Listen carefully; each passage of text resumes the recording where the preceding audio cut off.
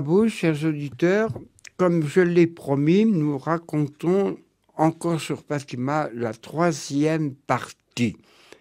Ainsi, l'autre fois, quand je vous ai parlé du 13 juillet, qui est le pivot central du message de la Vierge Marie, quand elle a dit « consacrer la Russie à mon cœur immaculé », les enfants ne savaient pas que c'était un grand pays.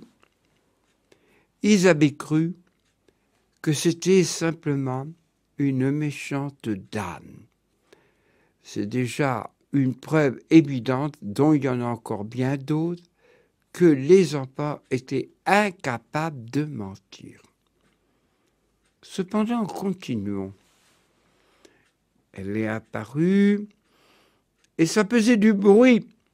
Ah oui, les enfants innocemment avaient dit « c'est un secret ». Et vous savez très bien, dans notre nature humaine, lorsqu'on dit un secret, tout de suite les oreilles s'ouvrent comme les ânes pour savoir de quoi il s'agit. C'est un secret. Mais cependant, l'administrateur de Ourem dit « le 13 août était le prochain rendez-vous de la belle demoiselle. » Et là, l'administrateur vient de Ourem. Il va à Justrel, il leur dit « hé, monsieur Marteau, je peux emmener vos 3 petits. Avec la poule qu'il y a, vous savez, ils vont avoir du mal. » « Ah, monsieur l'administrateur, oui, puis ils ont des petites jambes, vous savez. » « Eh bien, je les emmène. » Les 3 petits et les parents confiants, tout d'un coup, la petite Jacinta dit « mais vous vous trompez de chemin, c'est pas là, la Covalaria. » Il fouetta ses chevaux et les emmena à Ourem. « Si vous me dites pas le secret, je vous ferai brûler dans l'huile. » Le petit Francesco dit « eh bien, on ira plus vite au ciel. » Il les interrogea pendant quelques jours, 2 heures, 3 heures, pour des petits, c'est trop dur. Il voulait absolument les contredire, mais eux, toujours, ils dirent la même chose. Et on les mit aussi en prison avec des droits communs. Et tout d'un coup, la petite Jacinta entendit l'Angélus. « Dis-toi, tu peux m'accrocher la médaille au clou ?» Et on commença à prier. Et ici, c'est pas une maison de prière, on prie à l'église. Et la petite Jacinta, Francesco et Lucia, calmement, prièrent le Je vous salue Marie. Cependant, les gens, le 13 août, ils avaient vu la lumière ovale venant du soleil de l'Orient pour aller sur le petit chêne vert. Mais ceux qui étaient autour, car il y avait déjà des milliers de personnes, mais ils ne sont pas là les 3 petits. Alors ils commençaient à avoir une révolte. C'est sûrement l'administrateur qui nous a pris. C'est un libre penseur. Il ramena les enfants, ne mettant pas à son exécution de les mettre dans l'huile bouillante. Les enfants arrivèrent, mais les gens se dirent, ils prirent des cailloux, et quand une poule est en colère, pour l'arrêter, eh bien, chapeau. Mais le père de Jacinta et Francesco, Marteau, dit « mais non, à quoi bon ?» Ça, il y a une force de Dieu. On n'arrête jamais une foule en colère. Et bien sûr, ils s'arrêtèrent. Cependant, Francesco dit « on ne la verra pas, on ne la verra pas. » Et voilà que, dans un petit hameau près de Justrel, à Valinos, il y avait, on allait faire paître mouton, tout d'un coup, il voit à l'heure de midi, dans une lumière ovale, la voilà, la voilà. Et là, elle dit, mes enfants, revenez le 13 de chaque mois, 13 septembre, 13 octobre.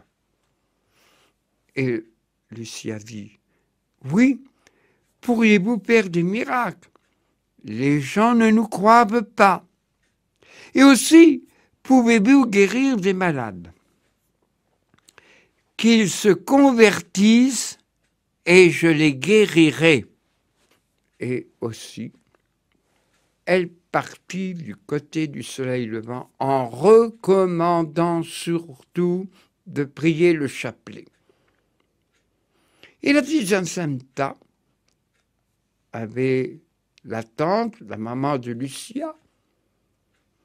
Elle prend une branche. Tiens, santé. Oui, en effet. Eh bien, elle a posé ses pieds sur cette branche. Elle commença à y croire. Et bien sûr, le 13 septembre, elle vint là, à la Covadaria. Il y avait un monde. Et même, son père lui dit, mais qu'est-ce que c'est que ces gens tous à venir? Tu vois pas? Ils piétinent sur nos terres et ceux des voisins.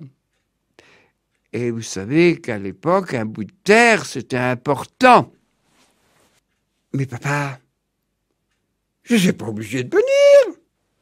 Et où elle est apparue, ta belle demoiselle? Là, papa.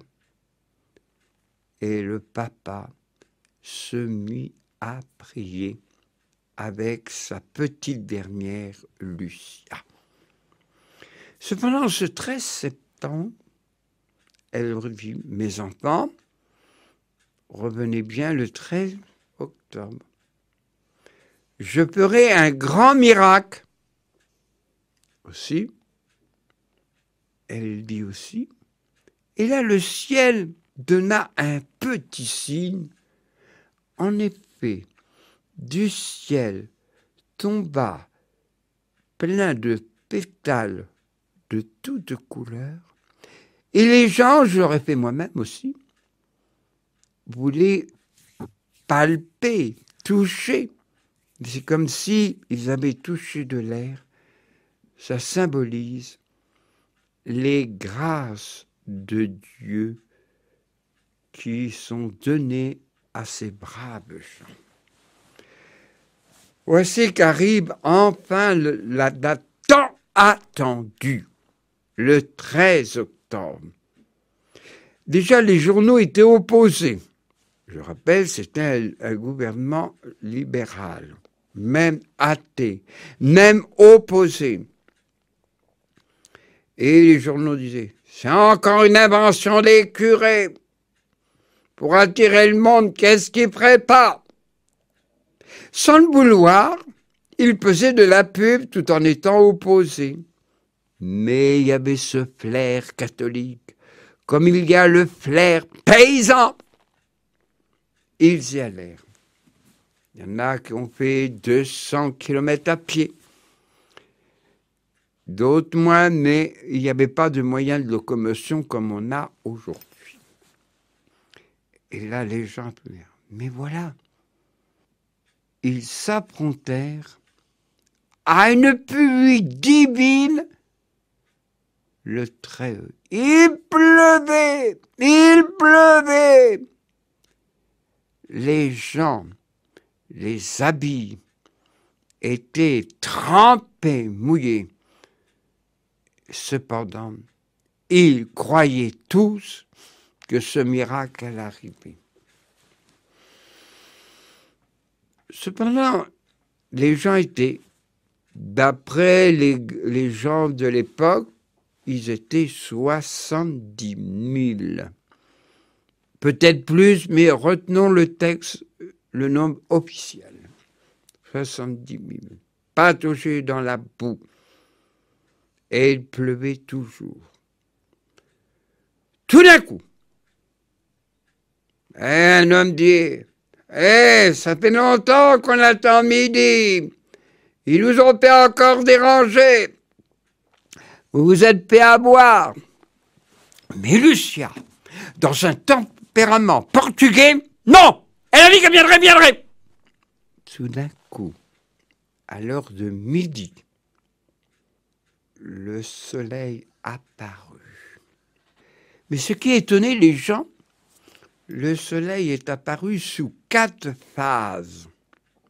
Le soleil tournoyait dans le firmament, la pluie avait cessé, et ils virent à la deuxième phase le soleil qui émettait les couleurs de l'arc-en-ciel. Et dis donc, toi, t'es jaune, ah ben toi, t'es vert, oh, toi, t'es violet. Et le soleil, à la troisième phase, comme tombé sur la terre, les gens se mirent, pitié, c'est la fin du monde, c'est la fin du monde. Ils se mirent tous à genoux dans la boue, mais cependant, ils avouèrent leur péché sans aucun respect humain. Mais ne vous en faites pas, ce sont les péchés portugais, italiens, français ou autres, c'est les mêmes péchés, donc il n'y a pas de problème. Et là, bien sûr, pendant ce temps-là, les 3 petits virent la belle demoiselle qui déclina son nom. Je suis Notre-Dame du Rosaire. Priez le chapelet. Aussi apparut sous l'habit Notre-Dame du Mont-Carmel. Apparut Saint Joseph, tenant dans ses bras le petit enfant Jésus. Et il bénit cette foule, je bénis la paix. Et là, cela dura un petit temps.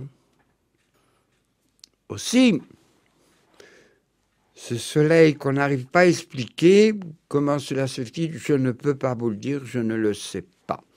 Et les savants cherchent toujours, ça les occupe pendant ce temps-là. Et là, aussi, quand le soleil retourna dans son zénith, dans le firmament,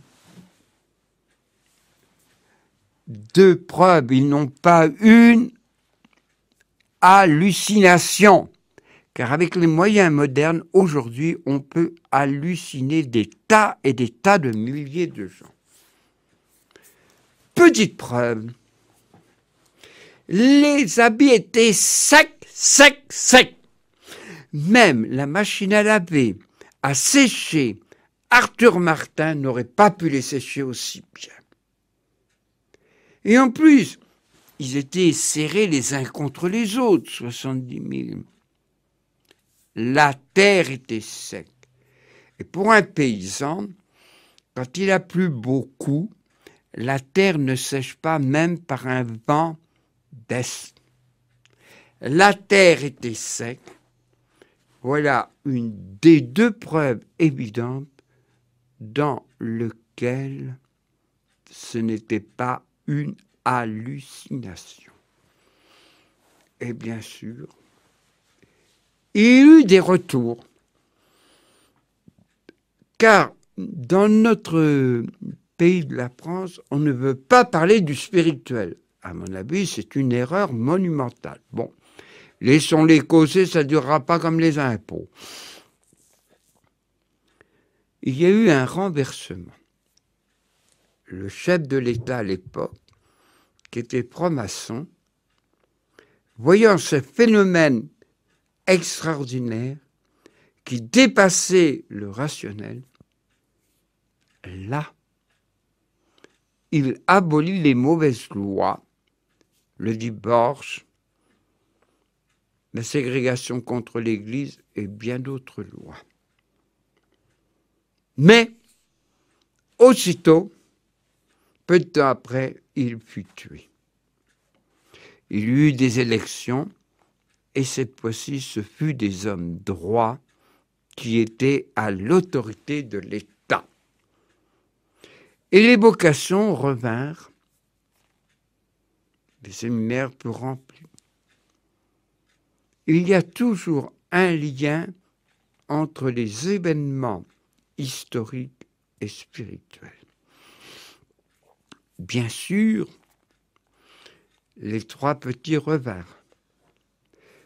Parlons de Jacinta et de Francesco, où, à la deuxième apparition du 13 juin, bientôt, je vous emmènerai au ciel. Le petit Francesco fut chez lui. Il y avait, comme on l'a étudié en histoire, la fameuse grippe espagnole, atteint de plusieurs maladies. Et voilà que le petit Francesco dit à sa mère, « Maman, tu vois pas à la porte ?»« Ben non, mon petit. Je vois la Sainte Vierge qui vient me chercher. » Tandis que Jacinta a eu plusieurs maladies. Un docteur passa dans le coin. Il dit, mais il faut l'emmener à l'hôpital à Lisbonne. Les parents disent, non, non. Lui argumenta, ah ben non, je ne peux pas laisser une personne comme ça, c'est puni par la loi, secourir ceux qui sont dans le besoin. Les parents se laissèrent convaincre et la petite alla à Lisbonne. Elle peut accueillir dans une maison religieuse. On la laissa toute seule. Cependant, elle souffrit pour réparer, c'est un langage qu'on ne parle plus, réparer, coopérer à ce qui manque à la passion du Christ, c'est-à-dire le corps mystique de Jésus, qui est l'Église. Et là, elle souffrit beaucoup. Elle dit, je vais offrir pour le Saint-Père. Aussi, elle mourut, pour ainsi dire, toute seule. Toute seule. Et là, son visage était, par la maladie, émacié, tout, la petite. On ne sait pas comment c'est fait, parce que le tout Lisbonne n'avait pas été à la Covalaria. Elle était peu connue. Mais un phénomène, dès qu'elle fut rappelée à Dieu, son visage était toute beauté. Et en plus, il se dégageait un parfum céleste. Et les gens qui ne le savaient pas vinrent voir cette petite que la plupart de la ville de Lisbonne ignorait. Dans le terme chrétien, on dit elle est morte en odeur de sainteté. Bien sûr, les deux petits, Francesco, Jacinta, ont été béatifiés par Jean-Paul II et canonisés par le pape François, le pape actuel. Tandis que Lucia, elle a vu pour la 7e fois la Vierge. Elle lui dit, il te faut partir. Elle a vu comme elle a dit oui, et puis après on est tous les mêmes, on revient sur notre rue. Non, je ne veux pas partir, je veux rester dans mon pays à Justrel et puis aller sur la colline d'Arié. Je veux aller sur la colline de Covadaria. Et la Vierge lui est réapparue et dit non, il te faut partir. Alors elle obéit à la voix douce de Notre-Dame du Rosaire.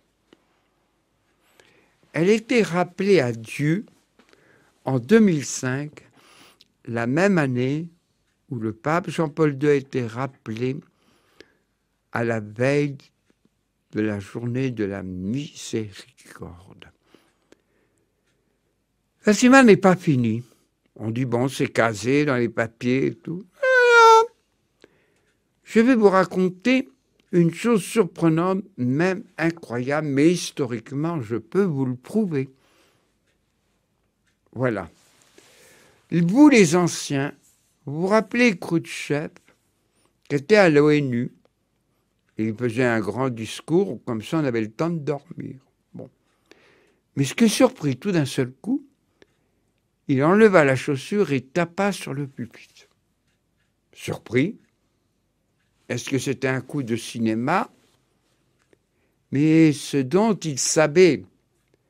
En effet, l'évêque de Fatima de l'époque avait demandé, envoyé des lettres à ci, de là, pour prier la Sainte Vierge en ce 13 octobre, car le monde était menacé d'une grande guerre.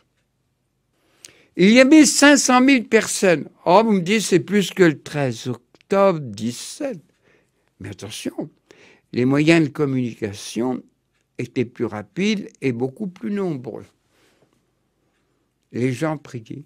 Cependant, dans un coin de l'Union soviétique de l'époque, on expérimentait la bombe H hydrogène, qu'on appelait à l'époque la bombe H. On ne savait pas trop ce que c'était, mais on savait que c'était dangereux. Tout d'un coup, les savants étaient dans un bunker pour se protéger des radiations. Ils ont appuyé sur un bouton, ça ne démarrait pas. Ils sont restés 1 heure, il s'est dit, faut bien qu'on sorte quand même, on ne va pas rester comme ça planté. Dès sortie, la bombe éclata et vu radioactivité, on ne trouva rien de leur corps. Bien sûr, cette histoire, vous me direz, dites donc, vous avez de l'imagination, vous. Mais historiquement, vous pouvez chercher, vous demanderez à qui dans les archives, et là, la Vierge Notre-Dame de Fatima a fait éviter une guerre mondiale, et c'était le 13 octobre 1960. 1960.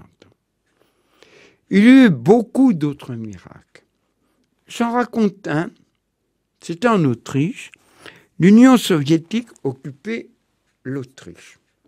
Et un prêtre eut cette idée. Il dit, on va faire une neuvaine, on va prier le chapelet. Il y avait que la radio. Et petit à petit, les gens commencèrent à venir, même le chancelier de l'époque en Autriche. Et là, un miracle s'est accompli. À ce neuvaine de la prière dédiée à l'Immaculée, les Russes partirent sans faire aucune concession. Pas de guerre, pas de marchandage et tout. Ils partirent sans rien démolir. Oh, peut-être qu'ils signèrent des papiers, mais le bon peuple, ils sont partis. Ouf! Et je pourrais vous en raconter des tas et des tas d'autres. Mais le temps passe et vous êtes toujours pressé, ce qui est normal. Aussi, Lucia alla à plusieurs monastères. Celui de Thuy, en 1929.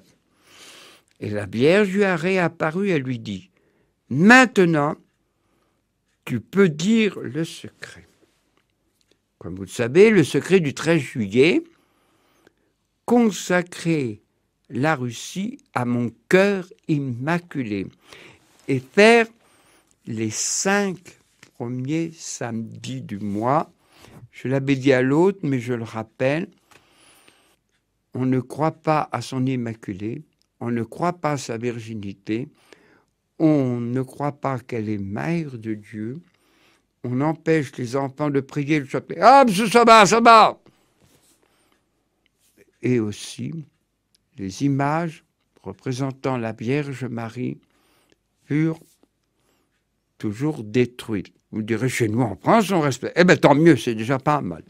Et bien sûr, cela peut, par plusieurs intrigues, et en fait, on a consacré plusieurs fois, Pie XII, pour ne parler que de lui, a consacré le monde, mais il était tout seul. Cependant, cette prière est intervenue. Alors pour les gens très forts en histoire, Hitler a eu le revers de la guerre, Rommel en Éthiopie, et aussi la fameuse bataille de Russie de Stalingrad. C'était un recul. Pie XII l'a fait 3 fois. Aussi notre pape Jean-Paul II, que nous aimons beaucoup, Saint Jean-Paul II.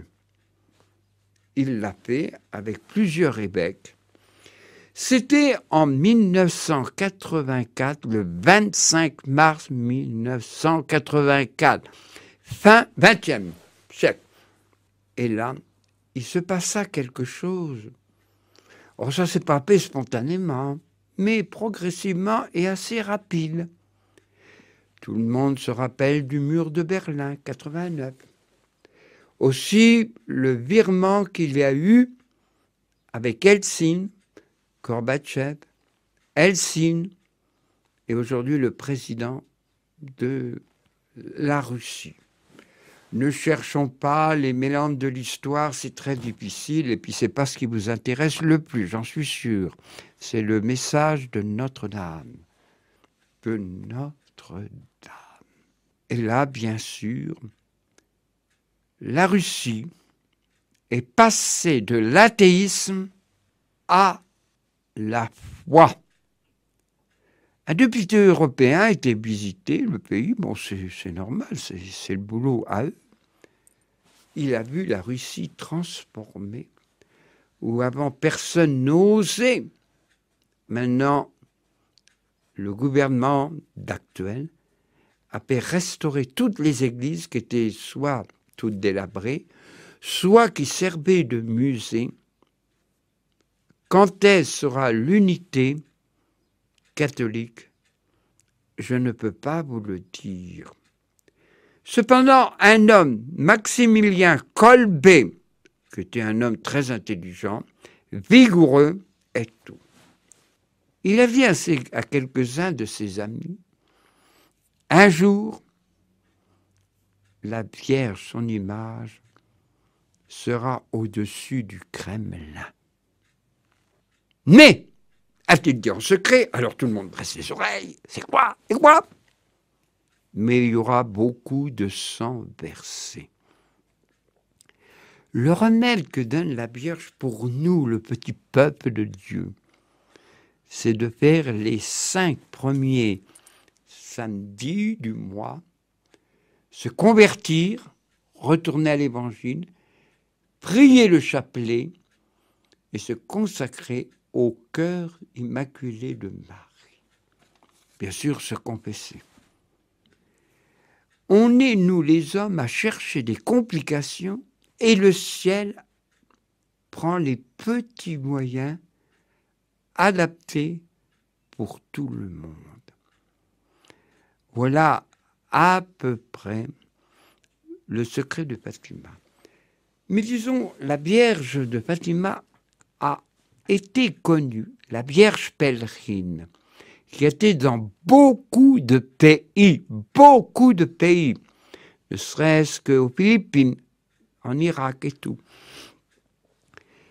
À chaque fois que cette Vierge pèlerine allait parmi ces peuples, à chaque fois, il y avait 3 colombes qui étaient au pied de cette statue. Alors on me demande, Martin, pourquoi? On peut interpréter, mais la colombe est l'image de la paix, de la paix. Alors on peut terminer par cette prière. Cœur immaculé de Marie, intercède pour nous et pour tous les peuples de la terre. Je te remercie, cher auditeur, Que Dieu te bénisse ainsi que le cœur immaculé de Marie te protège de tous les dangers de la vie.